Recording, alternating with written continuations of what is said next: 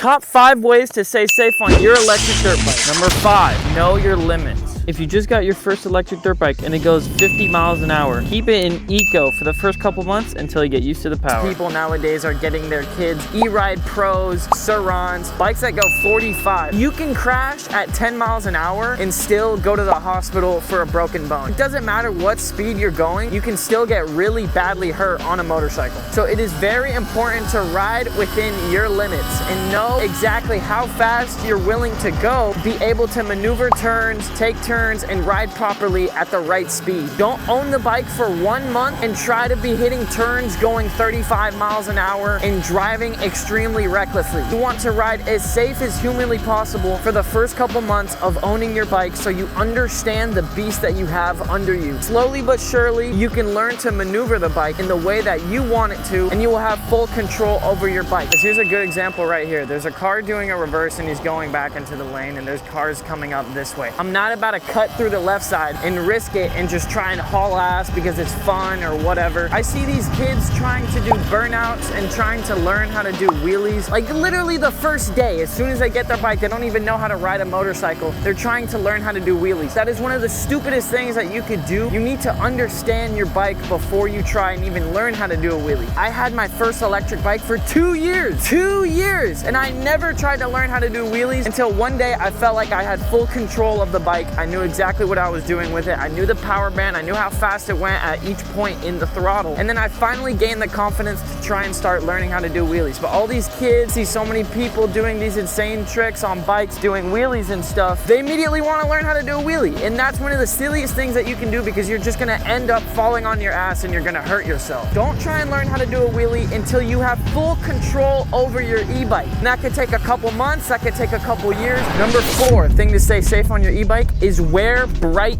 colors. Bright colors on an e-bike is extremely important because it helps the other cars see you a lot better. Not just in the daytime, but in the nighttime as well. Most accidents happen in the nighttime. They happen because people can't see. Of course, you as the rider, you can't see as well, so you can't anticipate a turn as much. And also, other drivers cannot see you as good because I see so many kids wearing all black. And guys, I did it too. I'm doing that too. I always wear all black when I ride. But since I've been seeing so many accidents happening recently, I'm gonna start wearing brighter colors. Like this white t-shirt works pretty well because people can see you from far away. And I'm gonna start wearing this vest right here. It's bright neon and it even has reflective on it. So in the nighttime, when people's car lights shine on your vest, they can see you a whole lot better and they can see you from a mile away compared to only being able to see you when they're like 10 feet away from you. A lot of you kids are just getting into these e-bikes and you don't know what you're getting into. The main thing that actually causes accidents is other people. It's not yourself. It's other people that accidentally hit you because they can't see you. And like I said, accidents mainly happen in the nighttime and also during the weekend because adults, they like to go out, they like to drink, coming back home from work and they're tired and they're not paying attention to the road. Friday, Saturday, or Sunday is one of the worst times to go out and ride, especially in big cities. If you're out in a neighborhood, it's a little bit more safe, but there is still a danger. If you're out in the cities, it is extremely unsafe to ride, especially by yourself. Of course, when there's a lot of people, they can obviously see a lot of people in front of them. But when you're by yourself and you're just a little black speck and you're not wearing any bright colors and you're out in the city,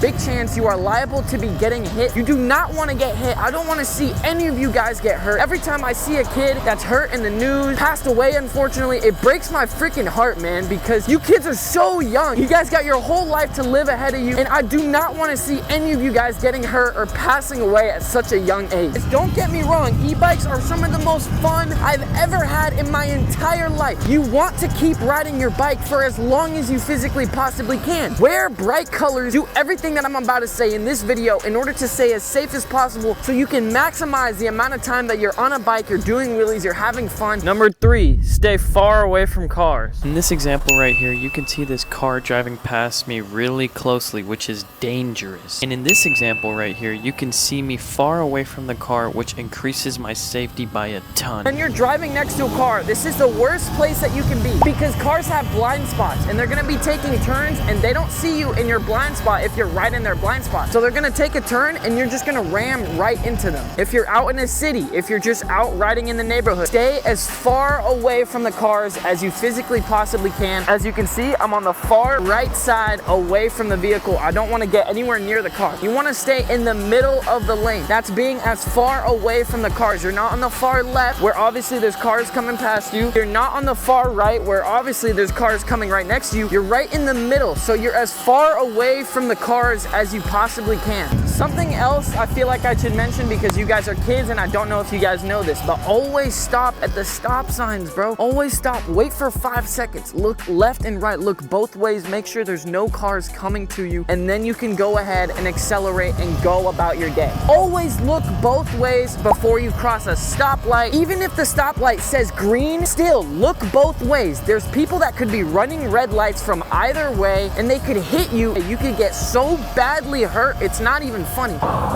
Number 2, don't run from the cops. Guys, you guys can do whatever the hell you want to do. I'm not here to control your life. I'm not your dad. I'm not your mom. But I seriously do not recommend running from the police. The amount of kids that I've heard that have passed away, not just e-bikes, the amount of motorcycle crashes that I've seen because people are running from the cops and they pass away is insane. You do whatever the hell you want. If you want to go ahead and do it, that's up to you. But I seriously do not recommend running from the cops. Is a ticket worth your life? Ask yourself, is $500, $1,000, $10,000, $20,000 going to jail for a week, going to jail for a couple months, is that even worth your life? No, nothing is worth your life. It makes no sense running away from the cops. If you're just gonna get your bike impounded or if you're just gonna get a ticket, stop for the cops. You do not want to be running away from the cops, going extremely fast, especially during the nighttime, and you unfortunately hit a car or you crash into a curb, anything happens and you get ejected off the bike and you get extremely badly hurt. You do not want that to happen. A lot of you kids are really young and you guys don't know how to control your bike properly yet. In this video, my friend was running away from the cops. As you can see, the cops were right behind him. I can't show the rest of this video on YouTube, but I think you know how it ends. It does not end very well. It doesn't matter if you're extremely talented or if you're not extremely talented on your bike. There are freak accidents that happen all the time. A car could be running a red light. A car could just come out of nowhere. A car could be pulling out of a driveway. Anything can happen. It is the worst idea ever to run away from the cops. That's why you guys never see me running away from the cops. I stop for all the cops. I've only ran away from a cop one time and my bike got impounded. I was too scared. I didn't want to keep running. I panicked, got my bike impounded. I had to pay thousands and thousands of dollars. And you know what? I'm glad he did that to me because him impounding me taught me a lesson to never run away from cops. And you know what? That maybe might have saved my life. I maybe would have ran from the cops in another scenario and I would have probably gotten extremely hurt, which is the last thing I want to happen to me or to anybody. Yes, it cost thousands of dollars to finally get my bike out of the impound, but was it worth it? Yes. Is it worth losing your life or getting extremely badly hurt just because you didn't want to get a ticket or pay a couple $1,000s? Hell no, bro. I do not want to see anybody lose their life. I don't want to lose my life, bro. Look at this beautiful place that I'm in. Look at this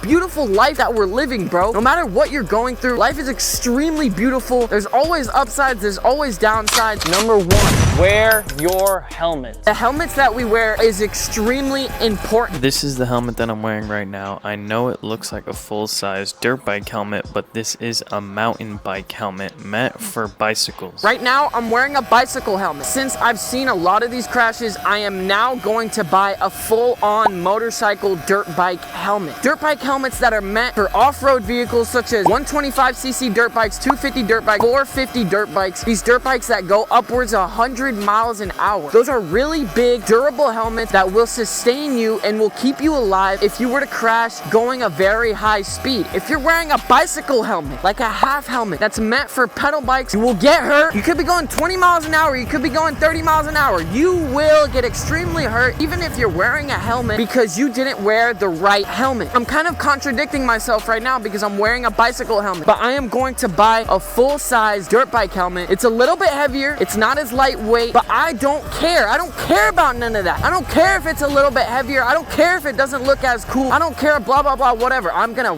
buy that full-size motorcycle helmet so I can protect my head and make sure I do not get hurt and not sustain any injuries that could leave me mentally challenged for the rest of my life, guys. There are people that do survive motorcycle crashes, but they're not wearing the right helmet and they're left mentally ill for the rest of their lives. I want to see everybody reach their full potential, accomplish their dreams that they've always wanted to accomplish, and it's gonna make it 100 times harder if you've sustained an injury on your head that prevents you from doing all the things that you want to do for the rest of your life.